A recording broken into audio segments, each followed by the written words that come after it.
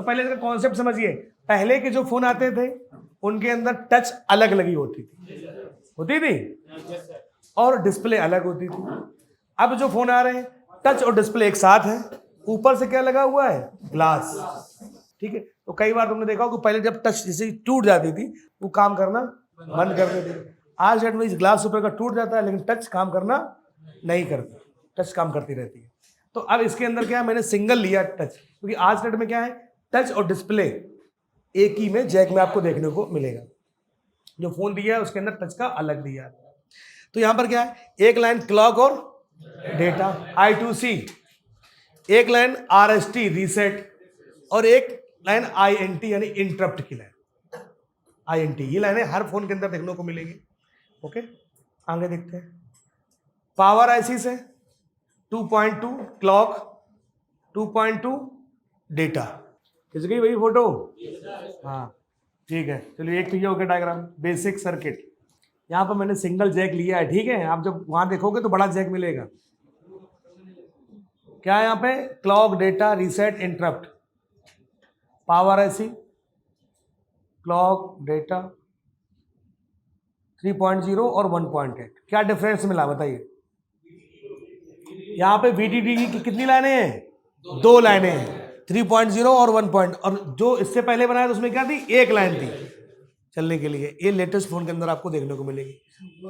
बस अंतर वही नहीं, क्लॉक और डेटा, रीसेट, RST का मतलब रीसेट, लिख लीजिए RST का, INT का मतलब इंटरप्ट। तो एक वो बनेगा, एक ये बनेगा। Samsung Android touch section, clock, data, reset, interrupt, power IC। इसके अंदर क्या डिफरेंस है? क्लॉक डेटा तो पहले ही था, इंटरप्ट की लाइन को पुलअप कर दिया गया है 4.7K, देखिए 1.8। रीसेट वही है। अब देखिए यहां पर चार्जिंग IC से एक अलग से LDO लगा दिया गया है। पहले ये अभी तक क्या था, ये LDO इसी में इनबिल्ट था, तब यहाँ पे वोल्टेज आता था। अब इस LDO को बाहर लगा दिया गया और इनेबल कहां से दे दिया गया, CPU से। कोई ज्यादा डिफरेंस नहीं है, एक LDO बढ़ गया, ठीक है, और एक इनेबल सिग्नल बढ़ गया, और एक ये 4.7K इंटरप्ट की लाइन पे पुल अप लगा। सैमसंग के अंदर की ये बस लाइनें वही रही, लाइनों में चेंजमेंट हुआ क्या? यही लाइनें सभी फोन के अंदर आपको देखने को मिलेगी। पहले हम टच की लाइनों को देख लेते हैं कोई भी मॉडल के अंदर। देखिए यहाँ पे TP टच पैड, I2C पता ही ये प्रोटोकॉल होता है, क्लॉक और डेटा, इंटरप्ट और रीसेट, और पावर ऑलरेडी यहाँ इसके अंदर होगा, पावर IC से पावर की लाइन, यही लाइनें है इसके अंदर। ठीक, ये हमने खोला था 5A, हम खोलते हैं 8A, hardware solution, touch screen, reset, interrupt, clock, MISO, MOSI और चिप सेलेक्ट। क्या अंतर मिला यहाँ पे? SPI प्रोटोकॉल हो गया जाके, कंट्रोलिंग के लिए क्या हो गया, SPI यूज हो गया जाके। यहाँ पे कोई अंतर नहीं है उसके अंदर। I2C प्रोटोकॉल इसके अंदर नहीं, इसके अंदर SPI यूज हो गया। RST, रीसेट, क्लॉक, मीसो, और कौन सा था, CS चिप सेलेक्ट, VDD यार वोल्टेज, मतलब वहां पे I2C यूज हो रहा था, यहाँ पे SPI यूज हो गया बस। अब कोई एक 5G फोन लेते हैं, K13 5G, hardware solution, touch screen. इसके अंदर देखिए क्या है, मीसो, मोसी, clock, chip select, interrupt, reset और वोल्टेज। यही लाइनें हैं इसी के अंदर 5G के अंदर भी। यहाँ पे कितना वोल्टेज है, ये कितना वोल्टेज है, 1.8। LDO कौन सा है, 1। चलिए रेडमी को हटाइए, अब दूसरा कोई मॉडल देखते हैं, दूसरा कोई ब्रांड। अरे इसको हटा के और कोई देख लेते हैं इसमें, बताइए। ओप्पो बताओ, 5G देखना है, K10 5G। ओप्पो में कहाँ के सीरीज जाती है, आ गई कहाँ मॉडल है, कुछ ही दिए, यही मॉडल दिए गए। चलो F11 Pro 5G, इसको देख लेते हैं। क्लॉक, डेटा, रीसेट और वोल्टेज। इसमें इंटरप्ट की लाइन, अब हो सकता है इस पे ना दी हो, इसकी सर्किट पे पता चलेगा। ये लाइनें दी गई हैं, क्लॉक, डेटा, रीसेट और वोल्टेज। चलिए एक और देख लेते हैं, iPhone 19 5G। इस पे इन्होंने क्या लगाया था, मैंने क्या बताया था, LDO। ये EN लिखा है, इसका मतलब से क्या समझ रहे हो, इनेबल है कि नहीं है? क्लॉक और डेटा क्या है ये? अब इसमें ये भी इन्होंने दे दिया है, वोल्टेज की लाइन है VPH, तो ठीक है चलो VPH तो कहाँ पे आ रही है, चार्जिंग IC पे वोल्टेज हो रहा है VPH।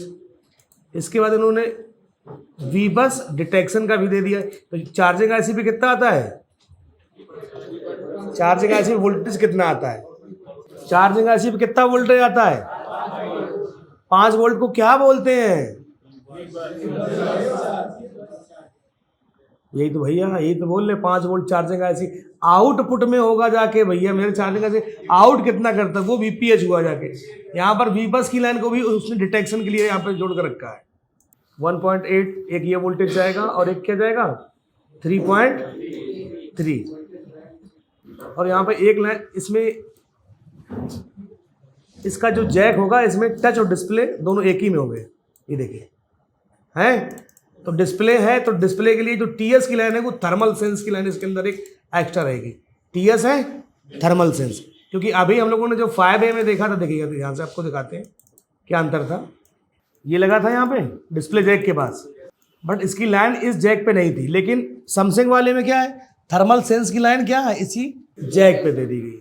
बस अगर आप TS की लाइन को अगर आप हटा भी देंगे तो भी टच आपका काम करेगा, कहने का मतलब ये। और कोई series J S series touch इसमें है ही नहीं, टच दिए नहीं गया। क्लॉक डेटा इंटरप्ट, यहाँ पे दोनों प्रोटोकॉल यूज किया गया है, SPI और I2C और SPI और ये वोल्टेज की लाइन, ठीक सेम आईफोन बना दिया। देखिए चलिए अब एक आईफोन का भी मॉडल देख लेते हैं। कुछ लोगों को लगे सर आईफोन के बारे में बताया नहीं, आईफोन कहाँ गए, कौन सा मॉडल खोलें,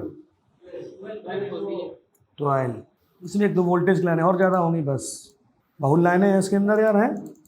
चलो एक तरफ से तोड़ना शुरू करते हैं। इसको तो पहचानते हो, SPI, मीसो, मोजी, क्लॉक, ठीक है। IO 1.8 वोल्टेज, एक्टिव लिखा, एक्टिव वोल्टेज की लाइन है। I2C 1.8 क्लॉक और डेटा। लंबे चौड़े नाम से क्या दिक्कत है, इससे कौन सी दिक्कत है? रीसेट की लाइन है, दिख रही रीसेट, इंटरप्ट की लाइन है, CS चिप सिलेक्ट है, SPI लिखा है, चिप सिलेक्ट CS SPI लिखा है, वोल्टेज 3.1 1.8 और क्लॉक को चलने के लिए क्या चाहिए 1.8 32 किलो ओम का रजिस्टर लगाया गया है और 1.8 की सप्लाई पावर IC। क्या बताओ डिफरेंट है? तो इसके अंदर क्या है, डुअल कंट्रोलिंग कर देगी, SPI और I2C। तो इतनी लंबी चौड़ी कोडिंग से मतलब नहीं है, आपको ध्यान देना है कि आपकी मतलब की लाइनों में क्या चीज़ छुपी हुई है, ठीक है। और इसके आप मतलब 8-10 मॉडल तो आपने बता ही दिए, ठीक है। और जो भी मॉडल लगे आप अपना बोर्नियो में देख सकते हो। टच जहाँ पर है तहाँ पे ये लाइनें मिलेगी।